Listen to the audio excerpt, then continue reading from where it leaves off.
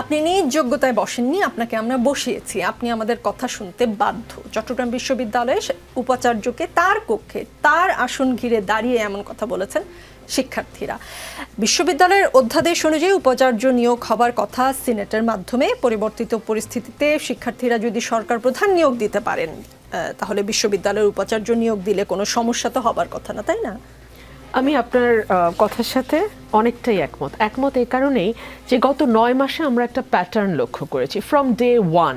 সেই প্যাটার্নটা হচ্ছে, শুরুতে আমরা মনে করেছিলাম উত্তেজিত জনতা, একটা ট্রমার মধ্যে আছে দেশের মানুষ, একটা 15 বছরের বিভৎস সময় আমরা পার করেছি।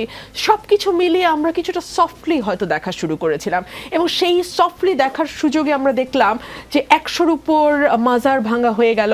আমরা দেখলাম নারীদের কাপড়ের উপর মরাল পুলিশিং চলে আসলো। আমরা দেখতে পেলাম বিভিন্ন জায়গায় হই হুল্লা করে কিছু মানুষ ঢুকে যাচ্ছে, হয়তো সেটা আওয়ামী লীগের নেতার প্রাক্তন কোনো স্ত্রীর বাড়ি কিংবা আওয়ামী লীগের কোনো নেতার আত্মীয়র বাড়ি হতে পারে, এবং সেটাকে ভাঙচুর ভ্যান্ডালাইজ করা হচ্ছে। সকল কিছুই আমরা দেখতে দেখতে এমন একটা সময় আসলাম, মাঝামাঝি সময়ে, যখন আমাদের চিফ অ্যাডভাইজার নিজেই বললেন যে আমাকে ছাত্ররা নিয়োগ দিয়েছে এবং ওরা চাইলে আমি যে কোনো দিনই চলে যাব। অর্থাৎ খুবই চাকরিবিধি অনুযায়ী ঠিক যারাই নিয়োগ করে তারাই তাকে সরিয়ে দেওয়ার ক্ষমতা রাখেন। সো ঠিক একই রকমভাবে উনি বললেন, এবং এই কথাটি বলার মধ্যে দিয়ে একদিকে যেমন এই মব যারা তৈরি করছে, মব থেকে সুবিধা নেওয়ার চেষ্টা করছে, তাদেরকে উনি এক ধরনের প্রশ্রয় দিলেন, এবং তিনি বললেন আমি তোমাদের সাথে আছি। না, এটা উনি প্রত্যক্ষভাবে বলেননি, বা এই শব্দগুলো এক্স্যাক্টলি উনি বলেননি, কিন্তু উনি ওনার কাজ কর্ম এবং নানান আচার আচরণের মধ্যে দিয়ে বুঝিয়ে দিলেন উনি আছেন। দেখুন, 32 নাম্বার ভাঙা হলো। আমি জানি এটা নিয়ে আজকে অনেকেই হয়তো আমার বিরুদ্ধে লাগলেও কিছু যায় আসে না। 32 নাম্বারটা 24-48 ঘন্টা ধরে ভাঙা, এটা বিভৎস রকম একটা মববাজি। এবং সেই সময় আপনার নিশ্চয়ই মনে আছে হিন্দি গান বাজানো, তার সঙ্গে নাচানাচি করা, সকল কিছুই হয়েছে।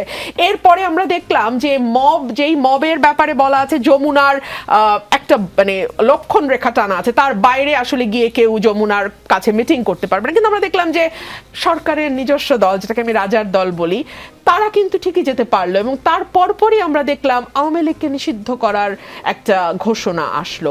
আপনি কিন্তু এই ঘটনাগুলোকে বিচ্ছিন্নভাবে দেখলে হবে না, ঘটনাগুলোর একটা প্যাটার্ন আছে। ঘটনাগুলো কিন্তু আপনাকে একটা মেসেজ দেওয়ার চেষ্টা করছে, যেই মেসেজটা গতকাল বা গত পরশু জামায়াতের আমির প্রথম দিলেন। তিনি বললেন এই আইন শৃঙ্খলা পরিস্থিতি নিয়ে তো আসলে নির্বাচন করা যায় না। আপনি নিশ্চয়ই জানেন যে বেশ কয়েকটি রাজনৈতিক দল এবং সেই সঙ্গে সরকারের একটা বড় অংশ চাইছে নির্বাচনটিকে যতদূর সম্ভব পিছিয়ে দেওয়া যায়। সো এই ধরনের আনরেস্ট যদি চলতে থাকে, এই ধরনের মবক্রেসি যদি চলতে থাকে, তাহলে তো সত্যি আমি নিজেই বলবো যে আসলে আমি বা কি করে গ্যারান্টি দেবো যে আমার ভোটগুলো আমার বাক্সে ঠিক মতো গিয়ে পড়বে।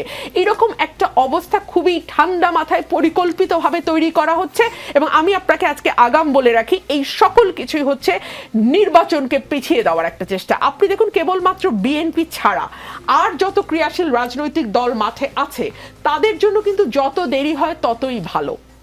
কেন ভালো? এনসিপি মাত্র দলটা গোছাতে শুরু করেছে, গত 3 মাস বা 4 মাস হয়েছে তাদের বয়স, এবং তারা এখন যেই জায়গাগুলোতে যাচ্ছে, আমি তো দেখছি প্রতিদিনই মিডিয়াতে আসছে, ফেসবুকে আসছে, আমি দেখছি যে সাংবাদিক এবং ক্যামেরাম্যানদের আপ্রাণ একটা চেষ্টা আছে। নিকোল, আমি নিজে তো জনসভা করি, আমি সেই আপ্রাণ চেষ্টা বুঝি, সেটা হচ্ছে লোক কতটা বেশি দেখানো যায়। সো আপনি এমনভাবে ক্যামেরা অ্যাঙ্গেল করবেন, এমনভাবে ফোকাস দিবেন যাতে আপনার মনে হয় অগণিত মাথা, আসলে মাথা কিন্তু কিছুই না। ওই দূরে যে রিক্সাটি দাঁড়িয়ে আছে, ওই মানে লোকজনের শেষে ওই রিক্সাটিও দেখা যায়, ভ্যান গাড়িটিও দেখা যায়। সো যাই হোক, মিডিয়াও চেষ্টা করছে আপ্রাণ লোক দেখানোর, বাট ওখানে যারা উপস্থিত তাদের তো আর বুঝতে বাকি নাই যে দলের আসলে অবস্থা কি।